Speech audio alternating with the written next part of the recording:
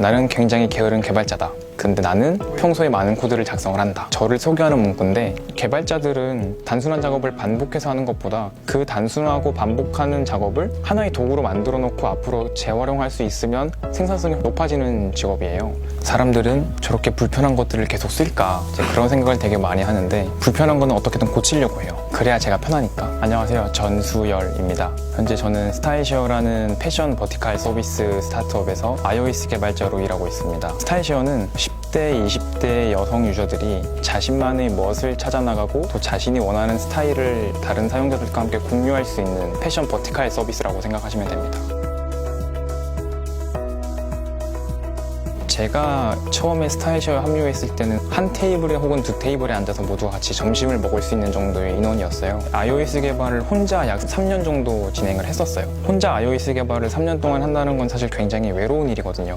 근데 회사에서는 당장 채용할 수 있는 상황이 아니었기 때문에 자연스럽게 여러 가지 커뮤니티 활동을 주로 했던 것 같아요. 페이스북 그룹이라던가 깃허브상에서 진행하는 오픈소스 활동들. 제 깃허브 프로필에 가보시면 스타라고 해서 라이브러리의 관심도를 표시하는 지표가 있는데, 페이스북으로 치면 좋아요 같은 건데 1000개 넘는 게 하나가 있습니다. 그 중에 하나는 앱을 개발하게 되면 이제 필연적으로 개발을 해야 되는 게 이제 딥링크예요. 예를 들어서 광고 성과를 측정할 때도 딥링크를 이용을 해야 되고요. 혹은 푸시 마케팅을 할 때도 딥링크를 이용을 해야 돼요. 근데 그 딥링크를 처리하는 로직은 개개인 개발자가 항상 모두 다르게 처리를 하고 있더라고요. 그래서 스타일쉐어에서 사용하는 방식을 조금 더 예쁘게 포장을 해서 라이브러리를 만들었더니 사람들이 굉장히 반응이 좋더라고요. 스타일쉐어 iOS 개발에서는 이제 애플이 만든 스위프트라는 언어를 사용을 하고 있어요. 그 언어가 2014년 6월에 나왔는데, 그래서 스타일쉐어에 오자마자 이제 그 스위프트라는 언어를 사용해서 기존에 있던 코드들을 하나씩 고치는 작업을 했었어요. 그런데 어느 날 WWDC라는 세계에서 가장 큰 애플이 주최하는 개발자 행사가 있는데, 그 행사에서 어떤 키노트를 할 때 배경에 저희 스타일쉐어 앱이 딱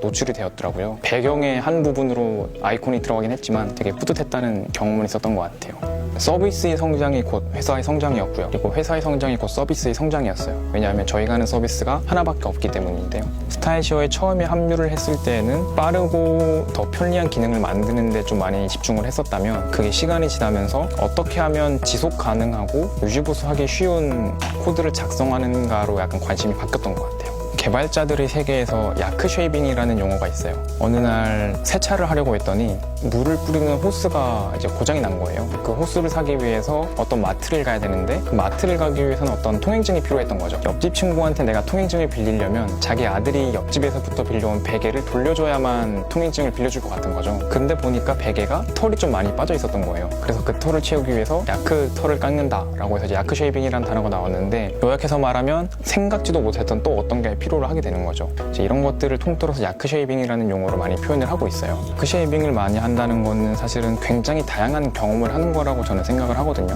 여러 가지 경험을 통해서 만든 머릿속에 있는 지식가지라고 하는데, 그런 것들이 많을수록 새로운 지식을 빠르게 걸러낼 수 있어요. 거미줄이 촘촘할수록 더 좋은 먹이가 걸리는 것처럼 필요한 업무 외에도 여유 시간을 들여서 야크 쉐이빙이나 혹은 사이드 프로젝트 등을 통해서 여러 가지 경험을 쌓는 게 꼭 필요하지 않을까라는 생각을 하고 있습니다. 안드로이드 앱을 개발을 하고 있다면 서버 개발도 한번 조금씩 해보거나, 아니면 기존에 서버 개발을 하고 있다면 iOS 앱도 조금씩 한번 개발을 해보거나, 이런 경험들을 저는 굉장히 중요하게 생각을 하고 있어요. 그 이유는 결국은 개발자는 협업을 하는 사람들이거든요. 그 협업을 하는 사람들이 어떤 생각을 하는지를 제가 알고 있으면 협업을 하는 데 있어 굉장히 큰 도움이 된다고 생각을 하고 있어요. 회사 일은 30%만 하고 나머지 70%는 개인 사이드 프로젝트를 하라고 얘기를 해요.